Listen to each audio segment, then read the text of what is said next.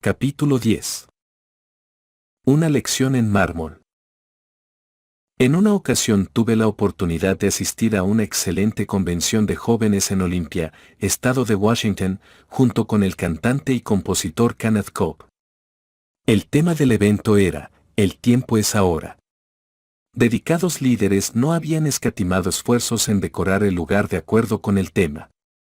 Había relojes sobre las mesas, colgando de las paredes, una enorme torre de reloj hecha de cartón en el salón de actividades y un inmenso reloj cubierto de vidrio colocado sobre un atril mirando hacia el frente de la capilla.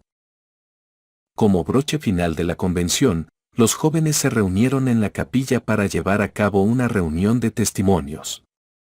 Todo estaba saliendo de acuerdo con lo planeado cuando, imprevistamente, el atril se rompió y el reloj se desplomó. El ruido del vidrio hecho añicos asustó a todo el mundo. El joven que estaba en medio de su testimonio en ese preciso momento, salió del paso de un modo muy ocurrente. "Bueno, creo que el tiempo ya no es más ahora", dijo.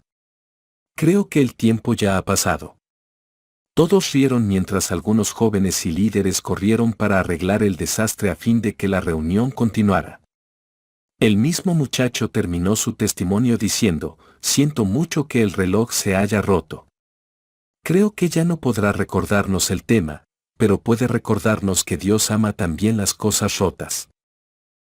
Estaba haciendo alusión a una canción que Kenneth había compuesto y cantado en la convención, una hermosa letra que nos asegura que aun cuando malgastamos el tiempo que Dios nos ha dado y terminamos sintiéndonos como ese reloj, Dios igual nos ama y está dispuesto a ayudarnos a levantar los pedazos y seguir adelante. José Smith enseñó que todos pueden alcanzar la misericordia y el perdón si no han cometido el pecado imperdonable. El presidente Boyd K. Packer lo confirmó al declarar: "A no ser en el caso de aquellos que desertan hacia la perdición, no hay hábito, adicción, rebelión, transgresión, apostasía ni crimen que esté exento de la promesa de un perdón total". Esa es la promesa de la expiación de Cristo. Dios no aprueba el pecado, pero sabe que el quebrar convenios puede resultar en corazones quebrantados, lo cual, tal vez, lleve a él, el reparador de todo cuento está roto. Este proceso nos permite crecer y obtener caridad así como perdón y aceptación. Los convenios quebrados pueden elevarnos a Cristo. Tal vez haya quien se pregunte: "Pero en vez de quebrar un convenio, ¿no habría sido mejor no haberlo hecho nunca?". No. Es únicamente al hacer convenios que hallamos el poder de guardarlos, y es únicamente al guardarlos que hallamos el poder de perseverar. Nunca somos tan conscientes de nuestra necesidad de respirar aire como cuando nos estamos ahogando. El arrepentirnos y volver a efectuar convenios nos permite sentir enorme gratitud hacia el Señor. En esos momentos de conflicto, nuestras necesidades se ven acentuadas. Es cuando experimentamos nuestros propios huertos de Getsemaní que ciertamente empezamos a valorar el de Cristo. Cuando reconocemos nuestras propias debilidades, nos maravillamos de su fortaleza. Tal como sucede con la luz de las estrellas contra el cielo nocturno, cuando vemos la oscuridad de nuestros vicios, también podemos ver el brillo de las virtudes del Señor. El pecar no es el modo ideal de llegar a conocer a Cristo.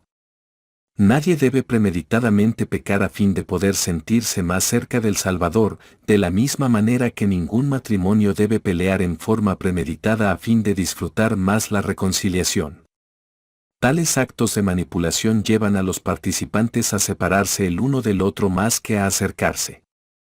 Pero aun cuando no lo hagamos a propósito, ya hay de por sí suficientes momentos pecaminosos en nuestra vida que nos hacen sentir lastimosamente conscientes de cuánto necesitamos a Cristo y su expiación. Poco después de ser bautizado, uno de nuestros hijos me preguntó: "Papá, ¿por qué lloran las personas cuando hablan de Jesús?". Este niño había hecho convenios a los 8 años de edad, pero en su inocencia, aún no había incurrido en pecados y transgresiones que habrían de requerir el perdón y el socorro de Jesús. Mientras tanto no sintiera esa desesperada necesidad, seguiría sintiéndose desconcertado con las lágrimas en los ojos del resto de nosotros. El elder Richard G. Scott ha dicho: yo sé que toda dificultad que enfrentamos en la vida, aun aquellas que son producto de nuestra propia negligencia y hasta transgresiones, el Señor las puede transformar en experiencias de crecimiento, una escalera ascendente vital. Por cierto que no recomiendo la transgresión como un modo de crecimiento. Es algo doloroso, difícil y totalmente innecesario. Es mucho más sabio avanzar con rectitud. Pero mediante el debido arrepentimiento, con fe en el Señor Jesucristo y obediencia a sus mandamientos, aun la desilusión que resulta de la transgresión puede ser transformada en un retorno a la felicidad. La expiación nos lleva a aprender. Habrá quienes preguntarán: ¿no sería mejor que nunca pecáramos y no tuviéramos necesidad alguna de la expiación? La pregunta en sí es inexacta, porque aun si todo pecado fuera evitable, que no lo es, igual necesitaríamos la expiación. Los niños pequeños nunca pecan, sin embargo, también necesitan la expiación, no solo para superar los efectos de la caída, sino para darles la oportunidad de aprender y crecer en sus esfuerzos por llegar a ser semejantes a Cristo. El Libro de Mormón enseña cómo los niños pequeños que mueren antes de llegar a la edad de responsabilidad son salvos mediante la gracia de Cristo. Ellos no necesitan las pruebas en la vida mortal ni las pruebas después de esta vida. La gracia de Cristo es vista no solo en la salvación de los niños, quienes, tal como se nos enseña, van directamente al reino celestial, sino en la doctrina enseñada por José Smith, que tales espíritus resucitarán como niños en el milenio y serán criados por sus padres hasta llegar a la madurez. Los niños que mueren no necesitan pruebas ni perdón. No obstante ello, igual se beneficiarán con las experiencias, la crianza y el amor que no recibieron en esta vida. Aun cuando sean salvos gracias a Cristo, igualmente pueden aprender por experiencia personal. Alma enseñó: este estado de probación llegó a ser para ellos un estado para prepararse, se tornó en un estado preparatorio. Aun cuando los niños pequeños no necesitan ser probados, sí requieren preparación, y eso también lo ofrece el sufrimiento de Cristo. El Salvador sufrió por cada época en la historia, cada dispensación y cada persona. Tomó sobre sí todo pecado imaginable, así como la infinidad de veces que las ofensas se repitieron. De ahí el apropiado simbolismo de que sangró por cada poro y no solo por algunos. Nadie llega a determinar el sufrimiento que Cristo soportó sin desear que no hubiera sido tan intenso. Yo solía pensar que podríamos lograrlo si no pecáramos, pero claro que eso es imposible. También pensaba que podríamos haber eliminado la necesidad de que Cristo sufriera si nunca hubiéramos dejado la existencia premortal. Ahora comprendo que aún el habernos rehusado a venir a la tierra no habría evitado el sufrimiento de Dios y de Cristo, ya que hubiera significado un total rechazo del plan del Padre, para nuestro progreso eterno y del papel central que le cupo a Cristo en él. Tal rebelión podría hasta haber hecho que Dios y Jesús sufrieran aún más que lo que iban a soportar mediante el proceso de la expiación. El eliminar la expiación habría significado que seríamos automáticamente condenados por experiencia, mientras que el aceptarla nos permite aprender mediante la experiencia. Ambas fueron opciones dolorosas, pero una de ellas mucho más que la otra.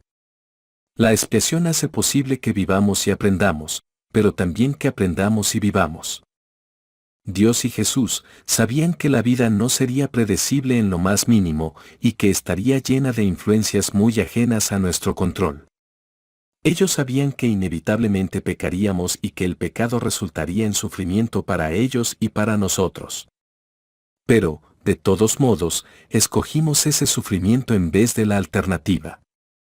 Después de la caída, Adán llegó a comprender que debido a la expiación, su experiencia con el sufrimiento y el pecado podrían elevarlo más que tirarlo abajo. Adán exclamó: «Bendito sea el nombre de Dios, pues a causa de mi transgresión se han abierto mis ojos, y tendré gozo en esta vida, y en la carne de nuevo veré a Dios». Eva también se dio cuenta de que mediante Cristo y su Evangelio sus tristes experiencias, de hecho, podrían exaltarlos. Y Eva, su esposa, oyó todas estas cosas y se regocijó, diciendo, de no haber sido por nuestra transgresión, nunca habríamos tenido posteridad, ni hubiéramos conocido jamás el bien y el mal, ni el gozo de nuestra redención, ni la vida eterna que Dios concede a todos los que son obedientes. Recuerdo que cuando era un joven maestro de escuela, con una clase numerosa y muy activa, le pregunté a mi esposa, Debbie, ¿cuándo crees que se allanarán las cosas en la vida? ¿Por qué será que siempre parecemos estar en una montaña rusa con tantas subidas y bajadas en un mismo día? Solo quisiera que la vida fuera un poco más pareja. Como buena enfermera que es, Debbie respondió, Brad, cuando te conectan a un monitor del corazón, lo último que quieres ver es una línea recta. Eso no es para nada alentador. Son las líneas que van hacia arriba y hacia abajo las que te hacen saber que estás vivo. Los altibajos nos hacen saber que estamos participando y no apenas observando, aprendiendo y no solo existiendo. El presidente Gordon B. Hinckley dijo: sé que no es fácil. Por cierto que a veces es desalentador. ¿No les alegra que la vida no sea divertida en todo momento? Esos bajos del desaliento hacen más hermosos los altos del triunfo. El aprendizaje lleva a la caridad. El pecado, los errores, los pesares y las injusticias no hacen que la gente automáticamente se compenetre más. Tomemos en cuenta cómo las guerras de las que se habla en el libro de Mormón ablandaron el corazón de algunos, pero endurecieron el de otros. Es Cristo quien puede santificar nuestras experiencias para nuestro propio crecimiento y desarrollo, pero a nosotros nos cabe permitírselo. Al ir solidificando nuestra relación con Él, no solo somos fortalecidos, sino también bendecidos con una medida adicional de su amor y caridad.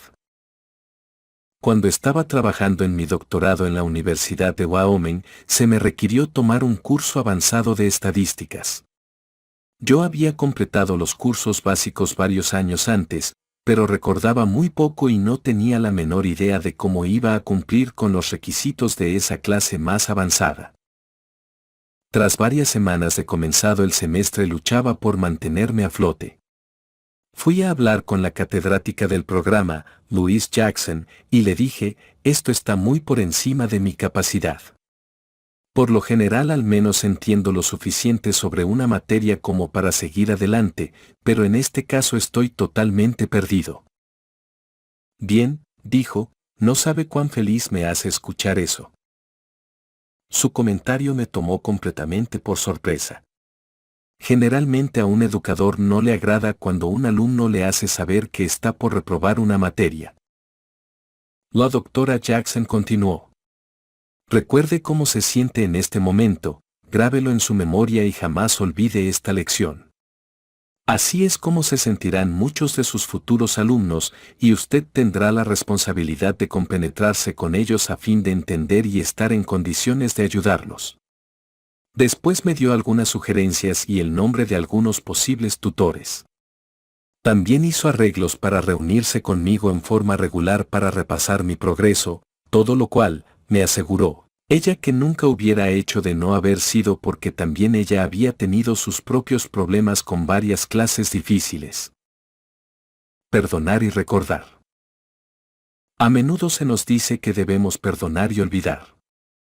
Ese es un buen consejo cuando se trata de pecados ajenos, pero cuando hablamos de nuestros propios pecados, pienso que debemos perdonar y recordar. Una vez que nos hayamos arrepentido, ya no sentiremos el aguijón del remordimiento y de la culpa relacionado con el pecado, pero no debemos olvidar lo que aprendamos de la experiencia. Mediante su sacrificio expiatorio, Cristo extrae el dolor y la mancha, pero no el recuerdo. Si quitara el recuerdo también eliminaría lo aprendido. En las Escrituras vemos muchos ejemplos de personas que aprendieron de sus fallas. Marcos, el autor del segundo Evangelio del Nuevo Testamento, había antes abandonado su misión y desertando a Saulo y a Bernabé. El pueblo de Melquisedec que se unió a la ciudad de Enoc, antes había aumentado en la iniquidad y abominaciones, sí, se habían extraviado todos, se habían entregado a todo género de iniquidades. pero se arrepintieron. Coriantón, quien se encontraba entre los fieles que llevaron paz a los nefitas, anteriormente había sido aleccionado por ser inmoral en su misión. Veamos la lista de misioneros que sirvieron con alma cuando fue a predicar entre los pecadores y apóstatas oramitas. Casi todos ellos habían pasado por sus propios periodos de transgresión o apostasía, pero se habían arrepentido. Sus imperfecciones les dieron una razón para buscar a Cristo y ahora deseaban ayudar a otras personas a hacer lo mismo. En cada caso, Dios no vio sus errores y pecados como desastres irreversibles, sino como parte del proceso de crecimiento. Teóricamente, a una persona se le puede declarar libre de las demandas de la justicia divina si vive su vida en forma perfecta, jamás dando un paso atrás ni desviándose tan siquiera un centímetro del camino recto y angosto. Podría decirse que tal persona fue justificada por la ley. Una vez oí a alguien exclamar, ¿no sería maravilloso encontrarse en ese estado? Yo me atrevería a discrepar. No solo que es imposible llevar tal tipo de vida, sino que tampoco sería deseable ni nos conduciría a la verdadera felicidad. Esa persona, en teoría justificada, igual necesitaría ser santificada, y la santificación requiere una relación real con Dios, con el Salvador y con el Espíritu Santo. La expiación no es solo para los hijos pródigos del mundo, sino también para sus hermanos y hermanas que permanecieron en su hogar. No es solamente para los ladrones crucificados junto a Cristo, sino también para los fieles discípulos que observaban. Nadie puede llegar a los cielos solo, debemos tener una relación de convenio con Dios y con Cristo, quien puede tomar las mismas ataduras del pecado que previamente nos habían amarrado, para levantarnos. Recordemos que quienes son perdonados de muchos pecados tienen mucho amor, y al que se le perdona poco, poco ama.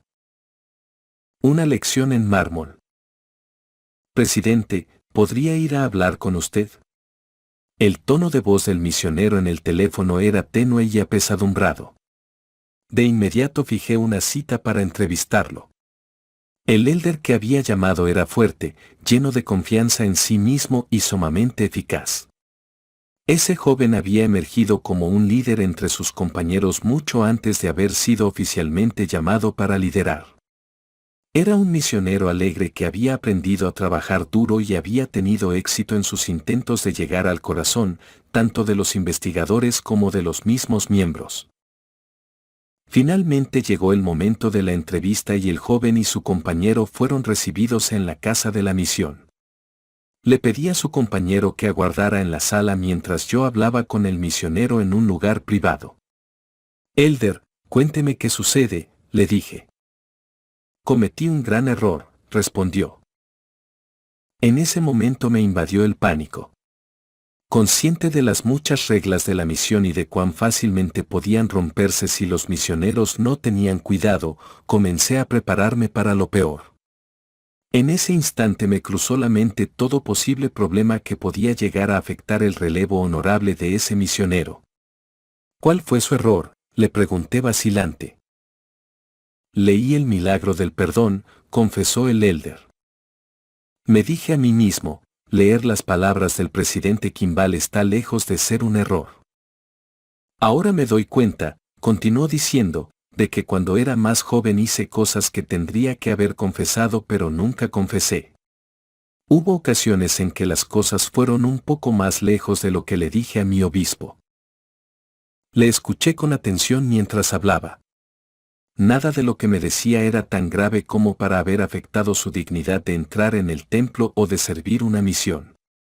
No obstante ello, esos pecados del pasado influían ahora en sus sentimientos de dignidad y era menester que los confesara. Entonces me dijo, cuando era más joven tal vez supuse que esos pecados no eran tan serios, pero cuanto más me acerco al Señor, peor me siento en cuanto a ellos. Le expliqué que lo que él experimentaba era un paso totalmente normal y natural en alguien que estaba madurando, algo por lo que todos tenemos que pasar. Su arrepentimiento y plena confesión eran indicadores saludables de que ciertamente él se estaba acercando a Dios y al Salvador. Pero presidente, me dijo, al mirar hacia atrás veo tantas fallas. Recuerdo todo lo que hice y me siento muy avergonzado e hipócrita. Yo sé que Jesús toma sobre sí los pecados, pero es el recuerdo de ellos lo que me atormenta. Al recordar una analogía que había oído años antes de Randy Booth, director del mundialmente renombrado grupo musical de la Universidad Brigham Young, los Young Ambassadors, jóvenes embajadores, fui hasta un librero que tenía cerca y tomé un huevo de mármol que posaba como decoración en uno de los estantes. Le dije, mire el mármol, ¿no le parece hermoso? El elder asintió con la cabeza. Lo que lo hace hermoso no es la ausencia de imperfecciones. Si fuera blanco y cristalino, sin fallas, se le vería artificial. El mármol es hermoso y útil precisamente debido a las vetas oscuras y no a pesar de ellas. Cuando nos arrepentimos, nuestros pecados se van pero el recuerdo permanece, tal como sucede con estas líneas oscuras.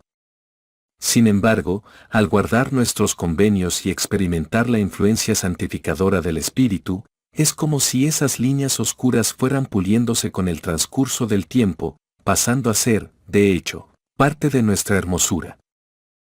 Nefi no era hermoso y útil a Dios solo porque él iría y haría lo que el Señor había mandado, sino porque recordaba haber sido un hombre miserable fácilmente asediado por tentaciones y pecados. Alma no era hermoso y útil a Cristo solo por su diligencia en predicar el arrepentimiento entre el pueblo, sino porque él podía recordar su propia necesidad de arrepentirse. Yo le testifiqué a ese joven misionero que un día, cuando compareciera ante Cristo, él también sería hermoso, igual que el mármol, no porque no tuviera recuerdos oscuros en su mente, sino literalmente porque los tendría, y porque mediante el arrepentimiento y la confesión estaría dispuesto a permitir a Cristo y al Espíritu Santo santificarlos y pulirlos.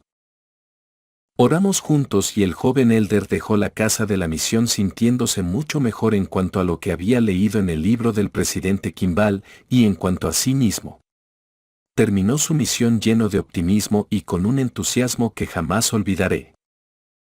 Muchos misioneros parten del aeropuerto de Santiago con recuerdos típicos de Chile, como ser ropa, cerámicas y figuras talladas en madera. Otros llevan cosas ricas para compartir con la familia. Todos se llevan muchas fotografías y cartas de las personas a quienes llegaron a amar. Ese misionero no era diferente cuando llegó el momento de regresar a casa, iba cargado de paquetes y bolsos de mano como el resto de los que viajaban con él, y ya no le quedaba espacio para un recuerdo más. Sin embargo, yo tenía un pequeño regalo para él. Cuando nos llegó el momento de un último abrazo, le puse en la mano un pequeño huevo de mármol. Miró el obsequio y después me miró a mí. No dijo nada y tampoco yo. Solo sonreímos. Tras un abrazo más, se marchó. Al verlo alejarse, al ver a todo el grupo alejarse, todos me parecían magníficos.